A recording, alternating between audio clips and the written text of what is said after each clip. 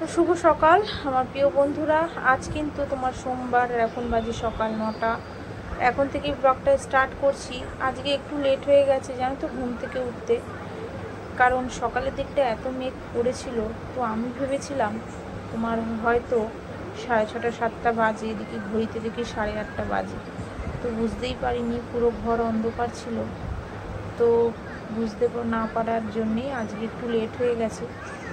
তো এখন কিন্তু 9টার মতন বাজে, দেখো আমি কিন্তু এখনও স্নান করিনি। তো সকালে উঠে গেটটা খুলে দিয়ে এসেছি। তো খুলে টুলে দিয়ে এসেই দেখো সকালে যে কাজগুলি করি সেগুলি কিন্তু করছি। প্রথমে একটু গ্যাসটা পুছে নিয়ে একটু গরম জল খেয়ে নিয়েছি। আর গরম জল খেয়েই প্রতিদিনের মতন যেগুলি করি, একটু ঘর ঝাড় দিয়ে নিই। আর যেগুলি তোমার একটু ফ্রিজ, তারপরে একটু ধরো টেবিল, তারপরে তোমার সোফা টোফাগুলি একটু পরে পরিষ্কার করি সকালের দিকটা, যখন যেরকম সময় পাই তো সেরকমভাবে করি। তো আজকেও কিন্তু সেটা করে নিচ্ছি। তো ওরা এখনও সবাই ঘুমোচ্ছিল। আর সত্যি বলতে দেখবে মেঘলা মেঘলা দিনে না একদম যেন ঘুম থেকে উঠতেই ইচ্ছা করে না, একদম পুরো অন্ধকার হয়ে আছে। তো হয়তো যখন তখন বৃষ্টি নামতে পারে। তো এবার এক এক করে সবাই উঠে পড়বে। তো ফ্রিজটা পরিষ্কার করে নিলাম। এদিকে টেবিলটা কিন্তু প্রতিদিনের মতনই দেখো একটু পরিষ্কার করে নিচ্ছি। তো এটাও কিন্তু প্রতিদিনই করি। তো কারণ টেবিলটা রাতের দিকে পোছা থাকে, আবার সকালের দিকটা একটু পুছে নিই, রান্নাবান্না এর উপরে রাখি, ছেলেদের খেতে খেতে দিই। তো সেই কারণে কিন্তু আবার একটু ভালো করে কিন্তু সকালের দিকটাও পুছে নিই। তো এইদিকে জানলার দিকটাও দেখো একটুখানি কিন্তু পরিষ্কার করে নিচ্ছি। আর এই জানলাটা হচ্ছে তোমার সোফাটার ওপরটা, তো সেই কারণে সোফার উপরে উঠে কিন্তু এটা পরিষ্কার করতে হয়। আর দেখো ছেলেও উঠে পড়েছে, এবার এক এক করে সবাই উঠে পড়ছে। তো এখন তোমার 9:30টার মতন বেজে গেছে। ছেলেকে অনেকক্ষণ ডেকে এসেছি, তো একটু করে শুচ্ছে আবার উঠে পড়ছে। এখন একটু দেখো আবার আলো বেরিয়েছে, তো রোদ ওঠেনি, এখন একটু মেঘটা কেটে গেছে।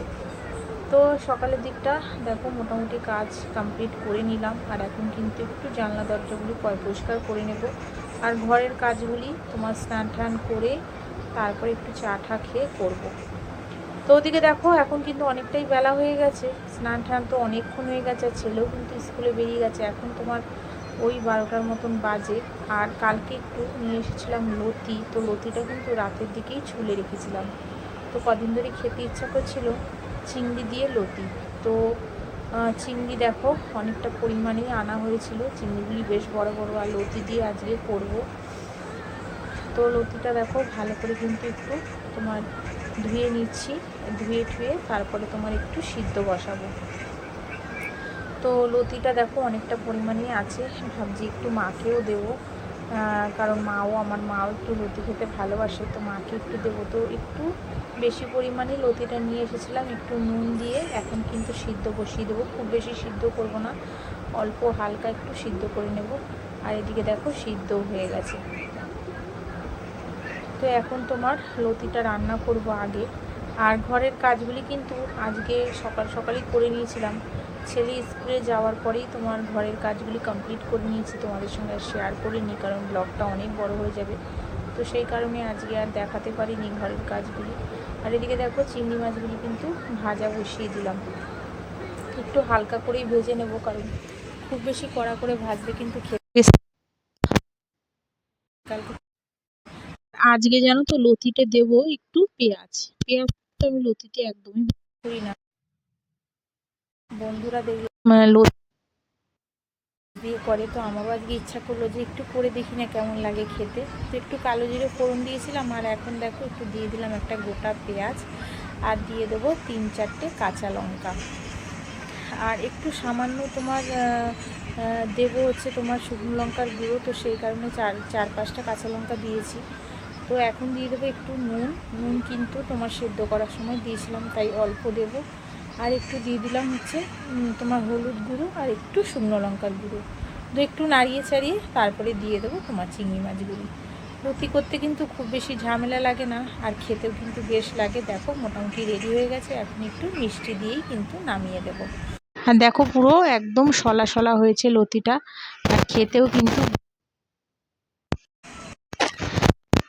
আজ করব হচ্ছে একটু ডিমের তোমার অমলেট করে ঝোল। তোমাদের দাদাভাই বলেছিল আজকে আর বাজার করব না, তো একটু তোমার অমলেট করে ঝোল করো। তো সেটাই করব। আর চিংড়ি মাছগুলি তোমার এনে দিয়েছিল আমার বাবাকে বলেছিলাম একটু বাজারে, যখন বাবা গিয়েছিল বলে দিয়েছিলাম একটু চিংড়ি মাছ, তো তো তাই বাবা কিন্তু একটু চিংড়ি মাছগুলি এনে দিয়েছিল। আর দেখো এখন মোটামুটি লতিটা হয়ে গেছে, আর কিছুটা চিংড়ি আবার রেখে দিয়েছি, একটু পটল ছেচকি করব, তো সেই কারণে একটু রেখে দিয়েছি। এখন দেখো অমলেটগুলি কিন্তু একটা একটা করে কিন্তু দেখো ভেজে নিচ্ছি। আর এতক্ষণ যেসব বন্ধুরা আমার ব্লগটা ধৈর্য ধরে দেখছো, তো প্লিজ যারা এখনও আমার চ্যানেলটি সাবস্ক্রাইব করনি, প্লিজ একটা লাইক সাবস্ক্রাইব করে আমার পাশে থেকো। আর যারা করে রেখেছো তাদের অসংখ্য ধন্যবাদ আর অনেক অনেক ভালোবাসা। আর একটা কথা বলার আছে বন্ধুরা, তোমরা কিন্তু অনেকেই সাবস্ক্রাইব করছো, আবার আমি যখন করে আসছি তোমাদের পরিবারে গিয়ে তোমরা কিন্তু আমাকে আনসাবস্ক্রাইব করে দিচ্ছ। প্লিজ এরকম করো না, তোমরাও তো ভিডিও করো, বলো তোমাদের যদি এরকম কেউ করে তোমাদের কি ভালো লাগে? তো একটা ভিডিও করতে কতটা কষ্ট হয়, তো কতটা সময় নষ্ট হয়, কতটা কষ্ট করতে হয় তোমরাও তো জানো, তাই না? তো প্লিজ তোমরা কেন এরকম করো বলো তো? ভালো লাগে না প্রতিদিন বলতে। তোমাদের যদি ভালো না লাগে প্লিজ করো না, আর আমার পরিবারেও এসো না। তো প্লিজ কেন করো এরকম? এতে কিন্তু আমাদের মানে যারাই আমরা ইউটিউবে কাজ করছি, এরকম একটা সাবস্ক্রাইব এরকম যদি তোমরা তুলে নাও বারবার করে, তাহলে তো আমাদের মনটা ভেঙে যায়, তাই না? তো প্লিজ এরকম করো না, একটু এগিয়ে নিয়ে যেতে সাহায্য করো। তোমাদের কিন্তু আমি সবসময় তোমাদের পাশে থাকি। তো প্লিজ তোমরাও চেষ্টা করো সবার পাশে থাকার। আমরা যদি সবাই সবার পাশে না থাকতে পারি তাহলে কিন্তু কোনোদিনও আমরা কেউ কোনোদিন এগাতে পারবো না। তো যাই হোক, অনেক কথা বলে ফেললাম। রান্নাবান্না কমপ্লিট, লতিটা দেখিয়ে দিলাম, একটু বেগুন ভাজা আর একটু তোমার আলু ভাতে আর ডাল শাশুড়ি করেছিল সকালের দিকটা। আর এদিকে দেখো ডিমের অমলেটের ঝোল করে নিয়েছি, আর এদিকে হচ্ছে পটল ছেচকিটা করেছি তোমার চিংড়ি মাছ দিয়ে। তো দুপুরে মোটামুটি এই খাওয়া দাওয়া হলো। আর এদিকে দেখো ঘর পুরো অন্ধকার হয়ে গেছে, এখন কিন্তু বেশ অন্ধকার হয়ে গেছে, একদম রৌদ্র তো নেই। দেখো লাইটটা জ্বালালাম, ঘর কিন্তু একদম পরিষ্কার, কারণ দুই ছেলেই ঘরে নেই।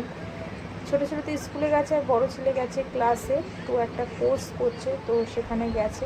তো তার জন্য দেখো বিছানা টিছানাগুলো কিন্তু পরিষ্কার আছে, আর ওরা থাকলে পরে বিছানা পুরো উলট পালট করে দেয়। আর এদিকে দেখো পুরো অন্ধকার হয়ে এসছে, এখন কিন্তু বৃষ্টি নামবে। আর মেঘের অবস্থা প্রচুর খারাপ, পুরো কালো হয়ে গেছে। দেখো এখন বাজে ওই 3:10 মতন, কেউ বলবে দেখো অন্ধকার নেমে এসছে, আর আকাশ দেখো কালো হয়ে গেছে। তো এখনই তোমার বৃষ্টিটা নেমে যাবে। তো কিছু কেচেওছি, সেগুলিও কিন্তু মেলা রয়েছে।